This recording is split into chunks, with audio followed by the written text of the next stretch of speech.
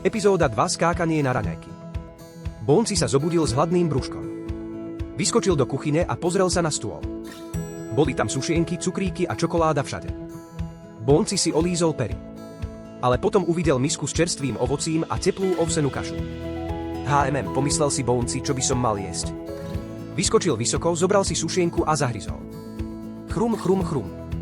Jeho brúško začalo vrčať, ale nie šťastne. Oh nie, povedal priateľský hlas. Sušienky sú dobré, ale raňajky ti dajú energiu na skákanie. Bonci sa rozhodol skúsiť ovocie a kašu. Chrum, chrum, chrum. Cítil sa silný a jeho skákanie bolo späť ešte rýchlejšie a veselšie. Mňam. Zvolal Bonci. Teraz mám super skákaciu energiu. A tak Bonci vyskočil ešte vyššie ako predtým a bol pripravený na nové dobrodružstvo.